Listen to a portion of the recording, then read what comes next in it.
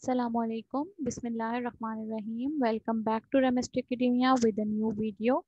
Please like and subscribe and click the bell icon to notify you every time I have a new video. Let's start with today's topic, that is the breathing and respiration. In this video, we will learn about the major differences between breathing and respiration. So firstly, we will start from the breathing. Basically, breathing is the process of inhaling the oxygen and exhaling the carbon dioxide by the lungs is known as the breathing. तो इसका क्या मतलब हुआ कि वो process जिसमें हम oxygen को इनहेल कर रहे होते हैं और कार्बन डाइऑक्साइड को बाहर निकाल रहे होते हैं फ्रॉम द लंग्स, तो उस प्रोसेस को हम क्या बोलते हैं? ब्रीथिंग बोलते हैं, ठीक है। And the respiration and breathing basically ये दोनों एक सिनोनिमस है।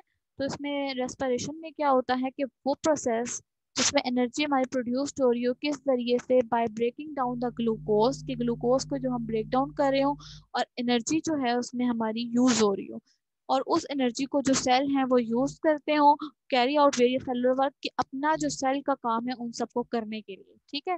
तो हम इस पूरी डेफिनेशन को इस तरीके से कहते हैं, वो प्रोसेस जिसमें हमारी एनर्जी यूज होती है ग्लूकोज की ब्रेक डाउन होने की वजह से, और वो एनर्जी जो इस्तेमाल होती है वो सेल यूज कर लेते हैं अपने सेल के वर्क्स को कैरी आउट करने के लिए, तो हम इसे बोलते हैं रेस्पिरेशन, ठीक है। तो इन दोनों में एक्सचेंज ऑफ गैसेस बेसिकली हो रही होती है। तो हम जब इनके डिफरेंसेस देखेंगे तो मेजर डिफरेंसेस इसमें जो कंपैरिजन के लिए यूज़ हो रहे हैं उनमें सबसे पहला जो आपका डिफरेंस होता है दैट इज़ द डेफिनेशन, कि आपको पता होना चाहिए कि इनकी मेजर डेफिनेशन क्या है। Breathing is a biophysical process यानी कि एक लाइफ का फिजिकल प्रोसेस है, यानी कि आप ऑक्सीजन को इनहेल कर रहे होते हैं और कार्बन डाइऑक्साइड को एक्सहेल कर रहे होते हैं। तो एक्सचेंज हुआ ना गैसेस का, ऑक्सीजन इनसाइड चली गई और कार्बन डाइऑक्साइड बाहर चली गई, ठीक है। रेस्पिरेशन बायोकेमिकल प्रोसेस है। बायोकेमिकल का प्रोसेस कैसे है कि with in the life chemicals की ब्रेक डाउन हो रही है, यानी कि अब आपके पास जो एलिमेंट्स हैं जैसे ग्लूकोज हो गया, तो उसमें C6 है, H12O6, ये उसका बेसिक फार्मूला होता है। तो उसमें डिफरेंट एलिमेंट्स शामिल होते हैं, तो ये कंपाउंड्स बना रहे हैं। तो ये प्रोसेस जिसमें एनर्जी रिलीज होगी ऑर्गेनिक कंपाउंड में से, ऐसे और ऑर्गेनिक कंपाउंड वो कंपाउंड होते हैं जिसमें कार्बन और हाइड्रोजन दोनों इन्वॉल्व होते हैं, ठीक है।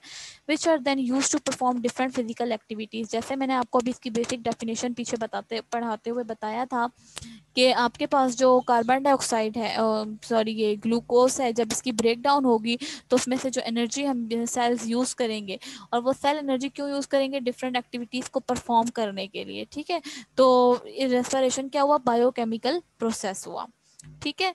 अभी हमने इसके अंदर प्रोसेस, नेक्स्ट इसका डिफरेंस क्या होगा? ये बायोकेमिकल मैकेनिकल प्रोसेस भी हम इसे कह सकते हैं और फिजिकल प्रोसेस भी कह सकते हैं, और इसको हम क्या कहते हैं? Biochemical process. थर्ड, किसने कितने स्टेप्स शामिल होते हैं, यानी कि कितने प्रोसेस या कितने स्टेप्स के अंदर जाके कंप्लीट हो जाता है। ब्रीथिंग में जस्ट 2 ही स्टेप्स होते हैं कि इनहेलेशन एंड एक्सहेलेशन का, ऑक्सीजन अंदर गई और कार्बन डाइऑक्साइड बाहर गई, तो ये 2 स्टेप्स में कंप्लीट हो जाता है।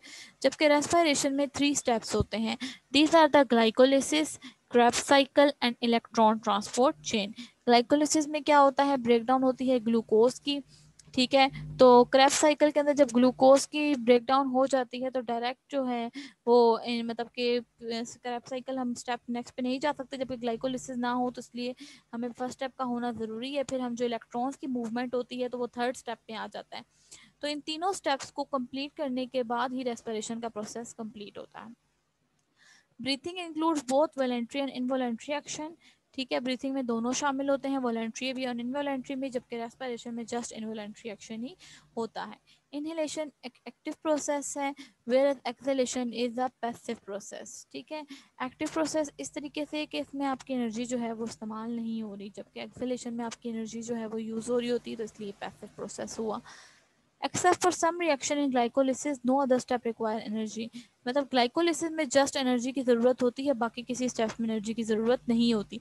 ग्लाइकोलिसिस में भी एनर्जी की ज़रूरत इसलिए होती है क्योंकि वहाँ पर ब्रेक डाउन हो रही होती है, ठीक है। किसकी? ग्लूकोज की, और ग्लूकोज की ही ब्रेक डाउन होने को हम क्या कहते हैं? Glycolysis. Glyco meaning glucose and lysis mean के स्प्लिटिंग, ब्रेक डाउन होना, ठीक है। नेक्स्ट हमारे पास कि इनका पर्पस क्या है, ब्रीथिंग का क्या पर्पस है और रेस्पिरेशन का क्या पर्पस है।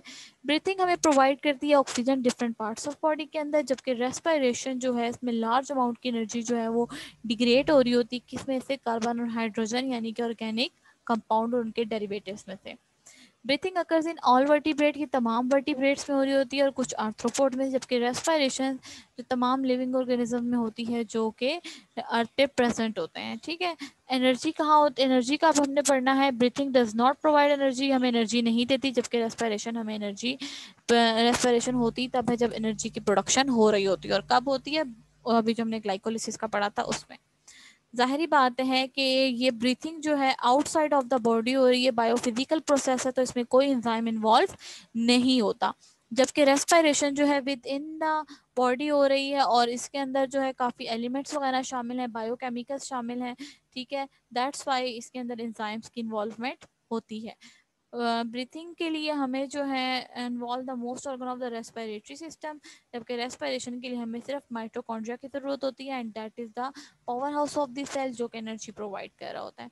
इंट्रासेलुलर कहते हैं विद इन द सेल्स और एक्स्ट्रा सेलुलर कहते हैं आउटसाइड ऑफ द सेल। तो अब आप लोगों को इतनी दफ़ा हम डेफिनेशन पढ़ चुके हैं, आपको आइडिया हो चुका होगा कि ब्रीथिंग क्या है, एक्स्ट्रा सेलुलर है या इंट्रासेलुलर। तो रेस्पिरेशन क्योंकि विद इन बॉडी हो रही है तो दैट्स वाई हम इंट्रासेलुलर कहेंगे, और ब्रीथिंग जो है वो आउटसाइड ऑफ बॉडी हो रही है, इनहेलेशन एंड एक्सहेलेशन, तो हम उसे क्या बोलेंगे, एक्स्ट्रा सेलुलर प्रोसेस। ठीक है, नेक्स्ट आपके पास जो लास्ट फोर हैं हमारे पास बेसिक कंपैरिजन, उसमें मसल्स। रेस्पिरेटरी के अंदर जाहिर बात है रेस्पिरेशन के अंदर आपके पास जो है कोई मसल्स की इन्वॉल्वमेंट नहीं है। ठीक है, जबकि ब्रीथिंग के अंदर डिफरेंट रेस्पिरेटरी मसल और डायफ्राम जो है वो इन्वॉल्व होता है ब्रीथिंग के अंदर। आप लोगों को ये ब्रीथिंग का जितना भी सिस्टम है हम इसे नेक्स्ट वीडियो में ज़रूर मैं आपको बताऊंगी, कैसे इनहेलेशन का प्रोसेस होता है, कैसे एक्सहेलेशन का प्रोसेस होता है, डायफ्राम कहाँ प्रेजेंट होता है और कौन से रेस्पिरेटरी मसल इसमें इन्वॉल्व होते हैं। ठीक है, रेगुलेशन मतलब कि कंट्रोल हम कैसे करवाते हैं, जाहिर बात है इसमें जो इन्वॉल्व है रेस्पिरेटरी मसल और डायफ्राम इन्वॉल्व है तो वही जो है इनको रेगुलेट करवा रहे होंगे। जबकि यहाँ पर एंजाइम इन्वॉल्व होते हैं तो वो इनको एंजाइम भी रेगुलेट करवाते हैं कि कौन से एंजाइम ने कब सिक्रीट होना है, कब स्टॉप करनी है अपनी वर्किंग को, कब ब्रेक डाउन करनी है, कब सिंथेसाइज होना है, सब कुछ। ठीक है, तो ब्रीथिंग के जो मेजर इवेंट्स हैं कि गैसेस एक्सचेंज करना और वेंटिलेशन। जबकि रेस्पिरेशन के क्या मेजर इवेंट्स हैं जो रेस्पिरेशन में आ रहे होते हैं, break down of complex compound into simpler one. कि देखें C6H12O6 जो है आपके पास, ये बेसिकली क्या है, कंबाइन हुआ हुआ है कार्बन हाइड्रोजन ऑक्सीजन का। तो जब कोई चीज़ें कंबाइन हो जाए तो वो कॉम्प्लेक्स बन जाती हैं, उनको तोड़ेंगे तो बिल्कुल सिंपल फॉर्म में आ जाएंगी। तो जो break down complex compound simpler one में करनी है हम उसे बोलते हैं रेस्पिरेशन। मेटाबॉलिक रिएक्शन बेसिकली वो रिएक्शन होते हैं जिसमें कोई चीज़ मतलब कि जिसमें ब्रेक डाउन होके कॉम्प्लेक्स मॉलिक्यूल बन रहा हो या जो है कॉम्प्लेक्स मॉलिक्यूल के ब्रेक डाउन होके सिंपलर वन बन रहे हो। तो ब्रीथिंग में तो ऐसा कोई भी सिस्टम नहीं है, तो कोई भी मेटाबॉलिक रिएक्शन जो है ब्रीथिंग में नहीं होगा। जबकि अभी हमने पढ़ा है कि रेस्पिरेशन के अंदर जो है ब्रेक डाउन हो रही होती है, that's why metabolic process with multiple reaction take place in respiration. यहाँ तक आपका कोई क्वेश्चन हो तो आप मुझसे कमेंट में पूछ सकते हैं। अदरवाइज आपकी होम असेसमेंट यही है कि आप लोगों ने कंपेयर करना है ब्रीथिंग एंड रेस्पिरेशन को, जैसा आप चाहें इसको इजी वर्ड्स में भी करके लिख सकते हैं। आपकी होम असेसमेंट होती हैं आपके पेपर पॉइंट ऑफ व्यू के लिहाज से, इनके मेजर डिफरेंसेस ये बहुत सिंपल है और आप लोग इसी तरीके से इनको याद कर सकते हैं। ठीक है, और अगर इसके अलावा आपका कोई क्वेश्चन हो या आपको कोई पॉइंट इसमें क्लियर ना हुआ हो तो आप हमें कमेंट में ज़रूर पूछिए। Thank you.